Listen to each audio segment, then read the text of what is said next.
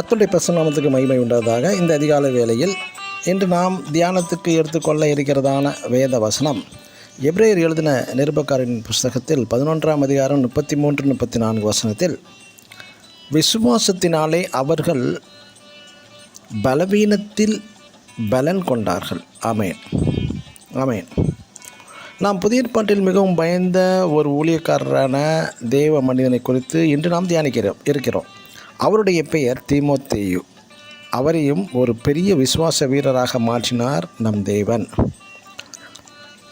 தன்னுடைய பயத்தின் நிமித்தம் தேவனால் தனக்கு அருளப்பட்ட தேவனுடைய வரங்களை உபயோகிக்க கூடாதவராய் இருந்தார் இந்த தீமோத்தேயு.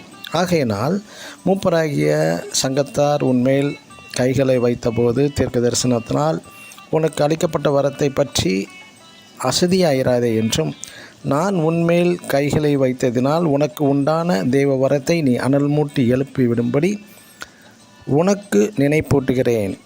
தேவன் நமக்கு பயமுள்ள ஆவியை கொடாமல் பலமும் அன்பும் தெளிந்த புத்தியுமுள்ள ஆவியை கொடுத்திருக்கிறார் என்று அப்போஸ்தலனாகிய பவுல் அங்கு அறிவுறுத்தி எழுதியிருக்கிறார். மற்றும் கொரிந்து பட்டணத்தில் ஊழியம் செய்ய அனுப்பப்பட்ட போது தீமோத்தேயு உங்களிடத்தில் பயமில்லாமல் இருக்க பாருங்கள். என்னை போல அவனும் தேவனுடைய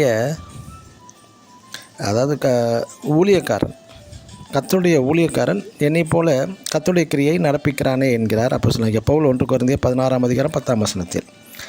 இப்படி பயந்த சுபாவமுள்ள தீமோத்தேயுவை வைத்து தான் தேவன் தைரியமுள்ளவராக மாற்றிவிட்டார்.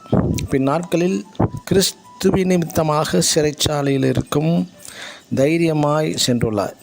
சிறைச்சாலையில் இருந்து வெற்றியுடன் வெளியே வந்திருக்கிறார் இந்த தீமோத்தேயு.